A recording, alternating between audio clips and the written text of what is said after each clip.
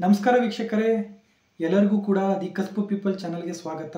ಈ ದಿನ ನಾನು working of A corporate world, ಒಂದು ಕಾರ್ಪೊರೇಟ್ ಸೈಕಲ್ನ ಆಸ್ಟ್ರಾಲಾಜಿಕಲಿ ನಾನು ನಿಮಗೆ ಎಕ್ಸ್ಪ್ಲೇನ್ ಮಾಡೋಣ ಅಂತ.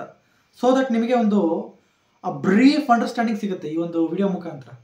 ಒಂದು ಕಾರ್ಪೊರೇಟ್ ವರ್ಲ್ಡ್, ಒಂದು ಕಂಪನಿ, ಒಂದು ಕಾರ್ಪೊರೇಟ್ ಸೆಕ್ಟರ್ ಹೇಗೆ ಫಂಕ್ಷನ್ ಆಗುತ್ತೆ ಆಸ್ ಪರ್ ಅಸ್ಟ್ರಾಲಜಿ ನಾನಿವಾಗ ನಿಮಗೆ ಎಕ್ಸ್ಪ್ಲೇನ್ ಮಾಡೋಕ್ಕೆ ಹೋಗ್ತಾ ಇದ್ದೀನಿ. ಓಕೆ, ಸೊ ಮಿಸ್ ಮಾಡದೆ ವಾಚ್ ಮಾಡಿ. ಸೊ ಒಂದು ಕಾರ್ಪೊರೇಟ್ ಸೆಕ್ಟರ್ ಅಂತ ತಗೊಂಡಾಗ ಮೇಜರ್ ಇಂಪಾರ್ಟೆಂಟ್ ಆಗ್ತಕ್ಕಂಥದ್ದು ಏನು? ಕಂಪನಿ. ಒಂದು ಕಂಪ್ನಿ, ಸಿಂಪಲ್ ಆಗಿ ಒಂದು ಕಂಪ್ನಿ ಅಂದರೆ ಎಷ್ಟನೇ ಮನೆ? ಕಂಪ್ನಿ ಅಂದರೆ 10ನೇ ಮನೆ ವೀಕ್ಷಕರೇ. ಕಂಪನಿ ಅಂದರೆ 10ನೇ ಮನೆ.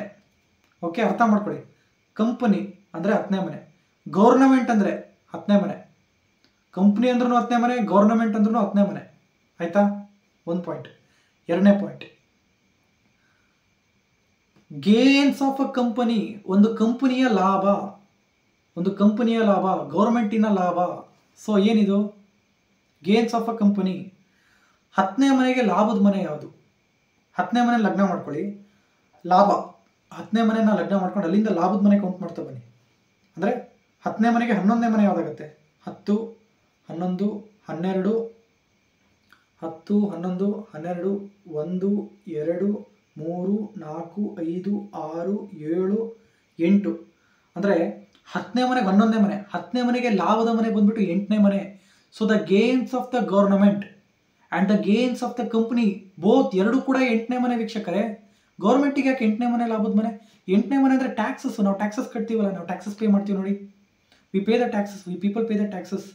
ನಮ್ಮ ಟ್ಯಾಕ್ಸಿಂದ ಗೌರ್ಮೆಂಟಿಗೆ ಫಂಡ್ಸ್ ಹೋಗುತ್ತೆ. ಅಂದರೆ ಅದು that is the gains of the government, ಅದು ಸರ್ಕಾರಕ್ಕೆ ಲಾಭ. ಇನ್ನು ಕಂಪ್ನಿಗೆ 8ನೇ ಮನೆ ಹೆಂಗೆ ಲಾಭ ಆಯಿತು?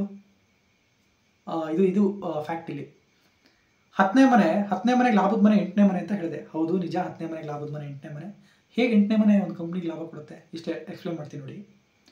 7ನೇ ಮನೆ ಅಂದರೆ ಕಸ್ಟಮರು. ಒಂದು ಕಂಪ್ನಿ ಯಾಕೆ ಸೆಟಪ್ ಆಗಿದೆ? ಒಂದು ಕಾರ್ಪೊರೇಟ್ ಕಂಪ್ನಿ, ಒಂದು ಕಾರ್ಪೊರೇಟ್ ಪ್ರೈವೇಟ್ ಕಂಪ್ನಿ ಇರ್ತಕ್ಕಂಥದ್ದು ಯಾಕೆ? ಅವರೊಂದು ಪ್ರಾಡಕ್ಟನ್ನು ಮಾಡ್ತಾರೆ. ಕಾರ್ಪೊರೇಟ್ ಕಂಪ್ನಿ ಒಂದು ಪ್ರಾಡಕ್ಟನ್ನು ಡೆವಲಪ್ ಮಾಡುತ್ತೆ, ಆ ಪ್ರಾಡಕ್ಟನ್ನು ಸೇಲ್ ಮಾಡಬೇಕು. ಹೌದಾ? ಅದನ್ನು ಸೇಲ್ ಮಾಡ್ತಕ್ಕಂಥದ್ದು ಒಂದು ಕಾರ್ಪೊರೇಟ್ ಕಂಪ್ನಿಯ ಕೆಲಸ. ಓಕೆ, ಸೊ ಅಲ್ಲಿ ಏನಾಗುತ್ತಪ್ಪ ವಿಚಾರ ಅಂದರೆ, ಈ ಪರ್ಚೇಸ್ ಮಾಡೋಕ್ಕೆ ಬರ್ತಕ್ಕಂಥವ್ರು ಯಾರು? ಈಗ ನನ್ನ ಅಂಗಡಿ 10ನೇ ಮನೆ ಅಂದರೆ ನಾನು ಅಂಗಡಿ ಇಟ್ಟಿದ್ದೀನಪ್ಪ. ನನ್ನ ಅಂಗಡಿಗೆ ಯಾರು ಬರಬೇಕು? ನನ್ನ ಅಂಗಡಿನಲ್ಲಿ ಇರ್ತಕ್ಕಂಥ ಐಟಮ್ಸ್ ಎಲ್ಲ ಸೇಲ್ ಆಗಬೇಕು ಅಂದರೆ ಯಾರು ಬರಬೇಕು ನನ್ನ ಅಂಗಡಿಗೆ? ಕಸ್ಟಮರ್ಸ್ ಬರಬೇಕು ಮತ್ತು ಕ್ಲೈಂಟ್ಸ್ ಬರಬೇಕು ವೀಕ್ಷಕರೇ. ಆ ಕಸ್ಟಮರ್ಸ್ ಮತ್ತು ಕ್ಲೈಂಟ್ಸ್ ಅಂದರೆ ಎಷ್ಟನೇ ಮನೆ? ಲಗ್ನದಿಂದ 7ನೇ ಮನೆ. ಕಸ್ಟಮರ್ಸ್ ಮತ್ತು ಕ್ಲೈಂಟ್ಸ್ ಬಗ್ಗೆ ಹೇಳುತ್ತೆ. ಲಗ್ನದಿಂದ 7ನೇ ಮನೆ ಅಂದರೆ ಏನು? ಕಸ್ಟಮರ್ಸ್ ಮತ್ತು ಕ್ಲೈಂಟ್ಸ್. 10ನೇ ಮನೆ. ಓಕೆ, 10ನೇ ಮನೆ 7ನೇ ಮನೆ ಅಂದರೆ ಒಂದು ಕಂಪ್ನಿನಲ್ಲಿ ಏನೋ ಪರ್ಚೇಸ್ ಮಾಡೋಕ್ಕೆ ಅಂತ 7ನೇ ಮನೆ. ಕ್ಲೈಂಟ್ಸು, ಸ್ಟೇಕ್ ಹೋಲ್ಡರ್ಸು ಬರ್ತಾರೆ, ಕಸ್ಟಮರ್ಸು ಬರ್ತಾರೆ. ಅವರೊಂದು ಕಂಪ್ನಿಗೆ ಇನ್ವೆಸ್ಟ್ಮೆಂಟ್ ಮಾಡಬೇಕಲ್ಲ, ಬಂಡವಾಳ ಹೂಡಿಕೆ. ಅದೆಷ್ಟನೇ ಮನೆ? 8ನೇ ಮನೆ. ಯಾಕಂದರೆ 7ನೇ ಮನೆ ಅಂದರೆ ಕಸ್ಟಮರ್ಸು, 7ನೇ ಮನೆ ಅಂದರೆ ಕ್ಲೈಂಟ್ಸು. ಅಗೇನ್ ಪರ್ಚೇಸಿಂಗ್ ಅಂದರೆ 2ನೇ ಮನೆ ಅಂದರೆ 7ನೇ ಮನೆಗೆ 2ನೇ ಮನೆ ಎಷ್ಟಾಯಿತು? 8ನೇ ಮನೆ. ಅಂದರೆ ಕಂಪ್ನಿಗೆ ಲಾಭದ ಮನೆ ಯಾವುದಾಯಿತು? 8ನೇ ಮನೆ ಆಯಿತು. ಅರ್ಥ ಆಯ್ತಾ? ಲಾಜಿಕ್ ಅರ್ಥ ಆಯ್ತಾ? ಸಿನಾರಿಯೋ ಅರ್ಥ ಆಯ್ತಾ? Corporate world scenario. This is the thing. ಒಂದು ಥಿಂಗ್ ಆಯ್ತಾ? ಇದು ಇನ್ನೊಂದು ಸತಿ ರಿಪೀಟ್ ಮಾಡ್ತಾ ಇದ್ದೀನಿ. 7ನೇ ಮನೆ ಅಂದರೆ ಕಸ್ಟಮರ್ಸು, 7ನೇ ಮನೆ ಅಂದರೆ ಕ್ಲೈಂಟ್ಸು, 7ನೇ ಮನೆ ಅಂದರೆ ಸ್ಟೇಕ್ ಹೋಲ್ಡರ್ಸು. ಅವರ ಇನ್ವೆಸ್ಟ್ಮೆಂಟ್, ಅವರು ಪರ್ಚೇಸ್ ಮಾಡಬೇಕು. ಅಂದರೆ ಈಗ ನಾನು ಅಂಗಡಿಗೆ ಹೋಗ್ತಾ ಇದ್ದೀನಿ ಅಂದರೆ ನಾನು ಅವರಿಗೆ ದುಡ್ಡು ಕೊಟ್ಟರೆ ಅವ್ರು ನನಗೆ ಪ್ರಾಡಕ್ಟ್ ಕೊಡ್ತಾರೆ. ಆ ದುಡ್ಡು ಏನಿದೆ ಅಲ್ಲ, ಅಂಗಡಿದವನು 10ನೇ ಮನೆ, ಕಸ್ಟಮರ್ ನಾನು 7ನೇ ಮನೆ. ನನ್ನ ದುಡ್ಡು ಅಂದರೆ 7ನೇ ಮನೆ, 2ನೇ ಮನೆ, 8ನೇ ಮನೆ. ನನ್ನ ದುಡ್ಡು ಬಂದ್ಬಿಟ್ಟು 8ನೇ ಮನೆ. ಆ 8ನೇ ಮನೆ ಯಾರಿಗೆ ಲಾಭ? 10ನೇ ಮನೆ ಅಂದರೆ ಅಂಗಡಿ ಐ ಮೀನ್ ದಟ್ ಕಂಪ್ನಿ, ಅದಕ್ಕೆ ಲಾಭ. Okay, so it's a fact.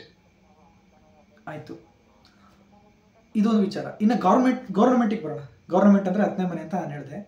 10ನೇ ಮನೆಗೆ ಲಾಭದ ಮನೆ 8ನೇ ಮನೆ ಅಂತ ಹೇಳಿದೆ. ದಟ್ ಈಸ್ ಥ್ರೂ ಟ್ಯಾಕ್ಸಸ್ ಅಂತ. ಆ ಟ್ಯಾಕ್ಸಸ್ ಕಟ್ಟೋರು ಯಾರು ವೀಕ್ಷಕರೇ? ಪ್ರಜೆಗಳ. ಹೌದಾ?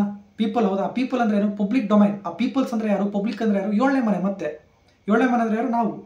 ಓಕೆ, ನಮ್ಮ ದುಡ್ಡು 8ನೇ ಮನೆ. 7ನೇ ಮನೆ ಅಂದರೆ ನಾವು, ನಮ್ಮ ದುಡ್ಡು 8ನೇ ಮನೆ, ಪಬ್ಲಿಕ್ ದುಡ್ಡು 8ನೇ ಮನೆ. ಆ ಪಬ್ಲಿಕ್ ದುಡ್ಡು ಟ್ಯಾಕ್ಸ್ ಆಗಿ ಹೋಗ್ತಾ ಇದೆ ಗೌರ್ಮೆಂಟ್ಗೆ. ದಟ್ ಈಸ್ 8ನೇ ಮನೆ. So the gains of the government is 8,000. along with the gains of the company, the corporate company is also the 8,000. Both are the similar. Both are similar. Both conditions are similar as per astrology. Not only as per astrology.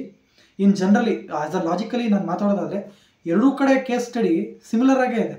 Okay, and next service ಬಗ್ಗೆ ಮಾತಾಡೋಣ ಇವಾಗ. 8ನೇ ಮನೆ ನಾನು ಇಲ್ಲಿ gains ಅಂತ ಹೇಳಿದೆ, ಅರ್ಥ ಮಾಡ್ಕೊಳ್ಳಿ. 8ನೇ ಮನೆ ಅಂದರೆ ಗೇನ್ಸ್. ಯಾವುದಕ್ಕೆ ಗೇನ್ಸ್? ಒಂದು ಕಾರ್ಪೊರೇಟ್ ಕಂಪ್ನಿಗೆ ಗೇನ್ಸ್ 8ನೇ ಮನೆ, ಒಂದು ಗೌರ್ನಮೆಂಟ್ ಅದರ ಒಂದು ಗೇನ್ಸ್ ಬಂದ್ಬಿಟ್ಟು ಕೂಡ 8ನೇ ಮನೆ. ಆ 8ನೇ ಮನೆ ಬರಬೇಕು ಅಂದರೆ ಯಾರು ಬೇಕು? 8ನೇ ಮನೆ ಬರಬೇಕು ಅಂದರೆ ಒಬ್ಬ ಎಂಪ್ಲಾಯ್ ಬೇಕು, ಹೌದಾ? ಒಪ್ತೀರಾ? ಎಂಪ್ಲಾಯ್ ಮತ್ತು ಎಂಪ್ಲಾಯ್ಮೆಂಟ್ ಅರ್ಥ ಮಾಡ್ಕೊಳ್ಳಿ. ಎಂಪ್ಲಾಯರ್, ಎಂಪ್ಲಾಯ್ಮೆಂಟ್, ಒಬ್ಬ ಎಂಪ್ಲಾಯ್. 6ನೇ ಮನೆ ವೀಕ್ಷಕರೇ. ಓಕೆ, 6ನೇ ಮನೆ ಅಂದರೆ ಒಬ್ಬ ಎಂಪ್ಲಾಯರ್, ಒಬ್ಬ ಸರ್ವಿಸ್ ಮಾಡ್ತಕ್ಕಂಥ ವ್ಯಕ್ತಿ. ಅವನೇನು ಮಾಡ್ತಾನೆ? ಕಂಪ್ನಿಗೆ ಸೇರ್ಕೊತಾನೆ, ಜಾಬ್ ಬೇಕು ಅಂತ. ಓಕೆ, 6ನೇ ಮನೆ ಅಂದರೆ ಯಾರಪ್ಪ ಅಂದರೆ ಒಬ್ಬರು ಎಂಪ್ಲಾಯೀಸ್. ಓಕೆ, ಅವ್ರೇನು ಮಾಡ್ತಾರೆ? ಒಂದು ಕಂಪ್ನಿಗೆ ಜಾಬ್ ಬೇಕು ಅಂತ ಒಂದು ಕಂಪ್ನಿಗೆ ಸೇರ್ಕೋತಾರೆ, ಅವರು 6ನೇ ಮನೆ. ಅವ್ರು ಎಫರ್ಟ್ ಹಾಕ್ತಾರೆ, they put on effort for what? Effort ಅಂದರೆ ಎಷ್ಟನೇ ಮನೆ? ಎಫರ್ಟ್ ಮನೆ ಯಾವುದು ವೀಕ್ಷಕರೇ? ಅದಕ್ಕಿಂತ ಮುಂಚೆ ಇನ್ನೊಂದು ವಿಚಾರ ಹೇಳ್ತಿದ್ದೀನಿ. ಅದು ಗೌರ್ಮೆಂಟ್ ಜಾಬರ್ ಆಗಿರ್ಬೋದು, ಪ್ರೈವೇಟ್ ಜಾಬರ್ ಆಗಿರ್ಬೋದು, ಒಬ್ಬ ಎಂಪ್ಲಾಯ್ಗೆ ಒಬ್ಬ ವ್ಯಕ್ತಿ ಸೇರ್ಕೋತಾ ಇದ್ದಾರೆ.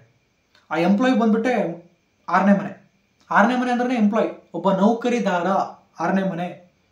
ಅವನು ಯಾವುದಕ್ಕೆ ಎಫರ್ಟ್ ಆಗ್ತಾ ಇದ್ದಾನಲ್ಲಿ? he is putting effort to promote the company under which he is working. ಆ ಒಂದು ಕಂಪ್ನಿನ ಅವನು ಪ್ರಮೋಟ್ ಮಾಡೋಕ್ಕೆ ಅವನು ಎಫರ್ಟ್ ಹಾಕ್ತಾ ಇದ್ದಾನೆ. ಓಕೆ, ಕಂಪ್ನಿನ ಪ್ರಮೋಟ್ ಮಾಡೋದಾದ್ರೆ ಕಂಪ್ನಿಗೆ ಲಾಭ ತಂದು ಕೊಡೋಕ್ಕೆ ಅವನು ಎಫರ್ಟ್ ಆಗ್ತಾ ಇದ್ದಾನೆ. ಅವನ ಒಂದು ಎಫರ್ಟ್, ಒಬ್ಬ ಎಂಪ್ಲಾಯ್ನ ಎಫರ್ಟ್ ಎಷ್ಟನೇ ಮನೆ? 6ನೇ ಮನೆ ಅಂದರೆ ಎಂಪ್ಲಾಯ್. ಎಫರ್ಟ್ ಅಂದರೆ ಎಷ್ಟನೇ ಮನೆ? ಇನ್ ಜನರಲ್ ಆಸ್ಟ್ರಾಲಜಿ ಪ್ರಕಾರ ಎಫರ್ಟ್ ಅಂದರೆ 3ನೇ ಮನೆ. ಲಗ್ನದಿಂದ 3ನೇ ಮನೆ ಅಂದರೆ ಎಫರ್ಟ್, ಹೌದಾ? ಒಪ್ತೀರಾ? ಸೊ ಒಬ್ಬ ಎಂಪ್ಲಾಯ್ನ ಎಫರ್ಟ್ ಎಷ್ಟನೇ ಮನೆ ಆಗುತ್ತೆ? 6ನೇ ಮನೆಗೆ 3ನೇ ಮನೆ, ತಿರ್ಗಾ 8ನೇ ಮನೆ. ಅರ್ಥ ಮಾಡ್ಕೊಳ್ಳಿ. ಒಬ್ಬ ಎಂಪ್ಲಾಯ್ ಹಾಕ್ತಕ್ಕಂಥ ಎಫರ್ಟ್ ಬಂದ್ಬಿಟ್ಟು 8ನೇ ಮನೆ. ಓಕೆ, 6ನೇ ಮನೆಗೆ 3ನೇ ಮನೆ, 8ನೇ ಮನೆ. ಅದು ಒಬ್ಬ ಎಂಪ್ಲಾಯ್ ಹಾಕ್ತಕ್ಕಂಥ ಎಫರ್ಟ್. ಯಾಕೆ? ಕಂಪ್ನಿಗೆ ಲಾಭ ಮಾಡ್ಕೊಡೋಕ್ಕೆ. ಸೊ ಇಲ್ಲಿ ನೋಡಿ, ಇನ್ನೊಂದ್ಸತಿ ಅರ್ಥ ಮಾಡ್ಕೊಳ್ಳಿ. 10ನೇ ಮನೆಗೆ ಲಾಭದ ಮನೆ ಯಾವ್ದು? ಮತ್ತೆ 10ನೇ ಮನೆಗೆ ಲಾಭದ ಮನೆ 8ನೇ ಮನೆ. 8ನೇ ಮನೆ ಅಂದರೆ ಕಂಪ್ನಿಯ ಒಂದು income, the gains of the company. 8ನೇ ಮನೆ.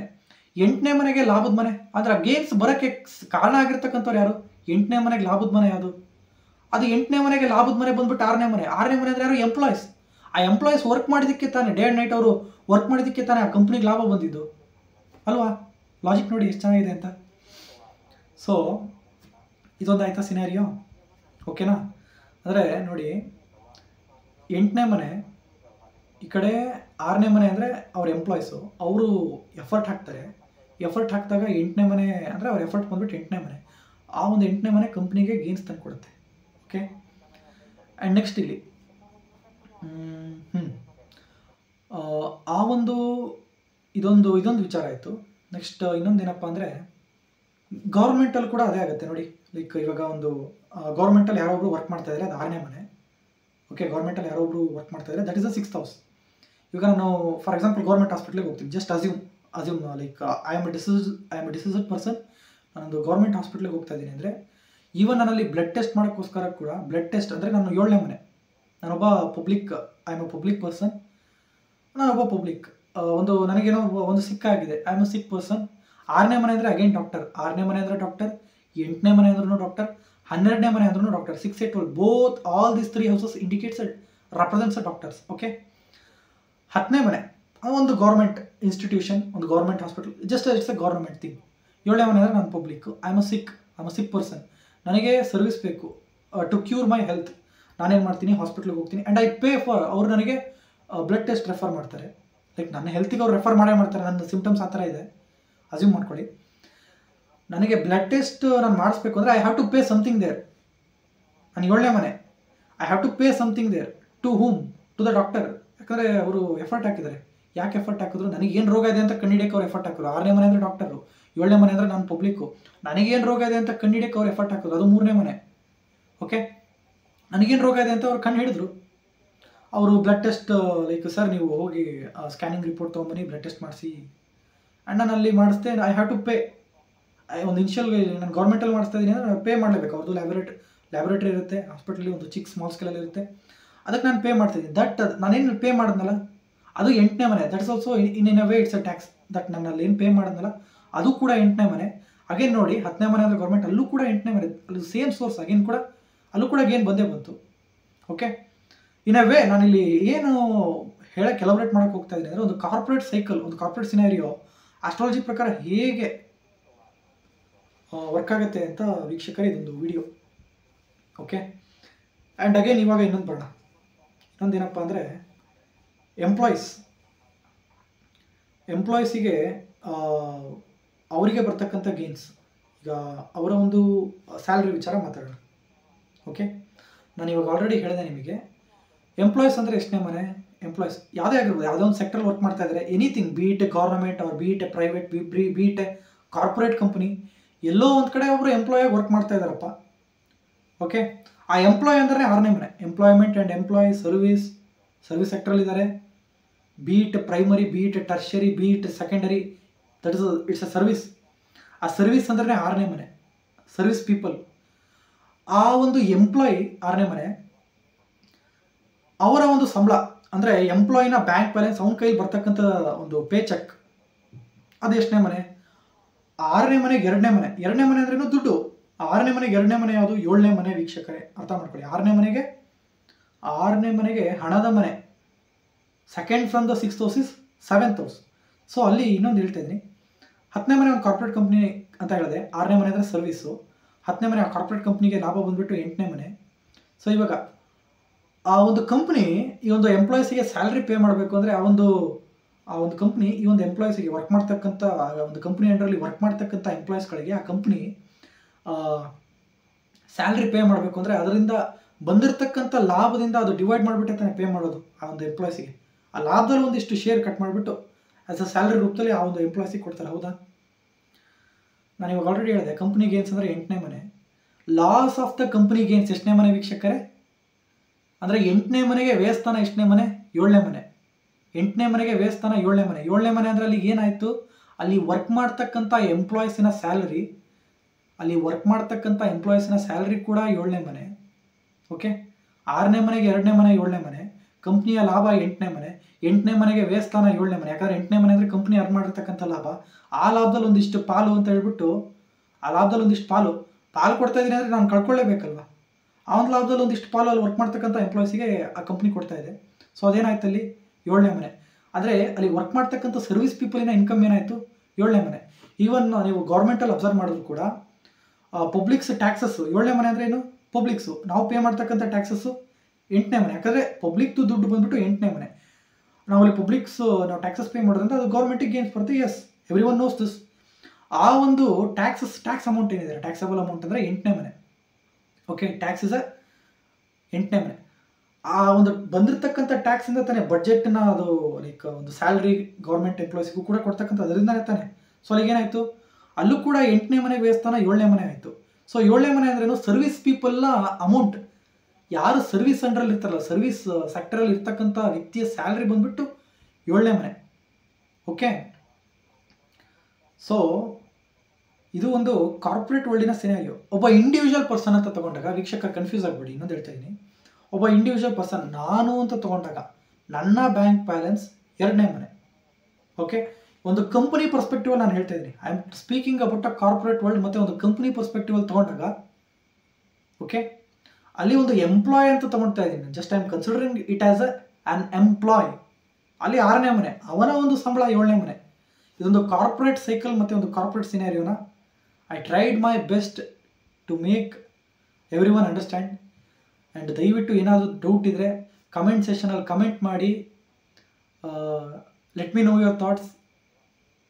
ಏನಾರ ಇದ್ದರೆ ದಯವಿಟ್ಟು ಕಮೆಂಟ್ ಸೆಷನಲ್ಲಿ ಎಂಥದ್ದೇ ಡೌಟ್ ಇದ್ರೂ ಕೂಡ ಕಮೆಂಟ್ ಸೆಷನಲ್ಲಿ ಕಮೆಂಟ್ ಮಾಡಿ. Let me know your thoughts ಅಂತ ಹೇಳ್ತಾ, ಮುಂದಿನ ಎಪಿಸೋಡಲ್ಲಿ ಇಂಥದ್ದೇ ಒಂದು